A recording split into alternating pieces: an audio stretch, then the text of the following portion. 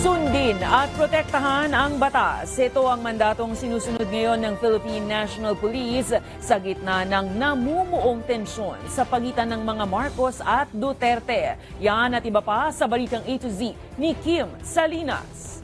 Ladies and gentlemen, announcing the arrival of Police Lieutenant General Rodel Sermonia.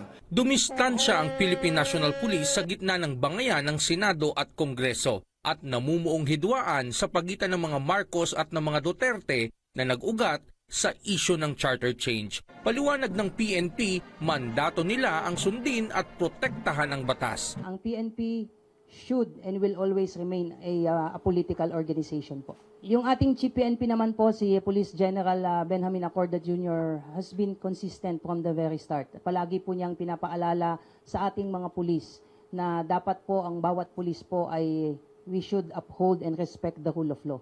And when we speak of rule of law, that is part of parcel of protecting the Constitution po.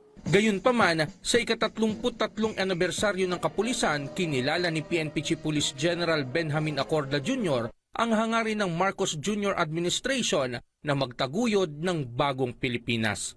This theme encapsulates the heartbeat of a bagong Pilipinas, a vision meticulously crafted by President Ferdinand Romualdez Marcos Jr.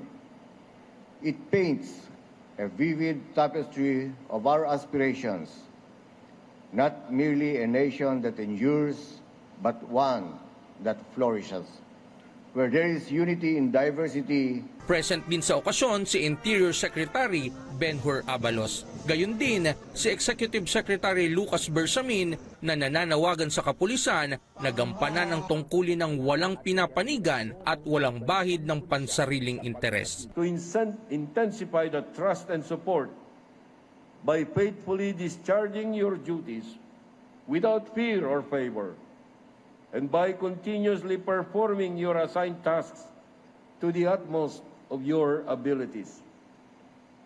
Moreover, you should wear your badges proudly and guiltlessly, and not let self-interest stain them.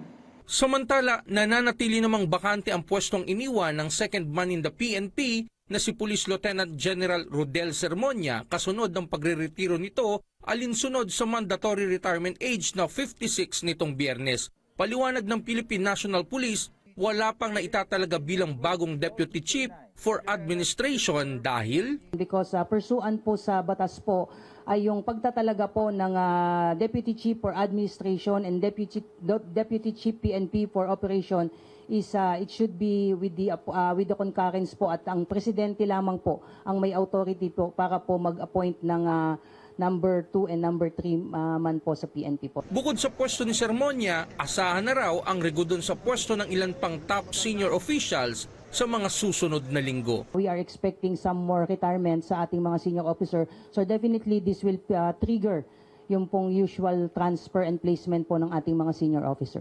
At isa sa ipinag-utos sa bawat regional directors ng PNP Chief ay ang pagpapaigting ng kanilang police operations. Sa ganitong paraan nila ay mabibigyan ng agarang tugon at solusyon ang bawat krimen na nangyayari sa bawat rehiyon sa bansa.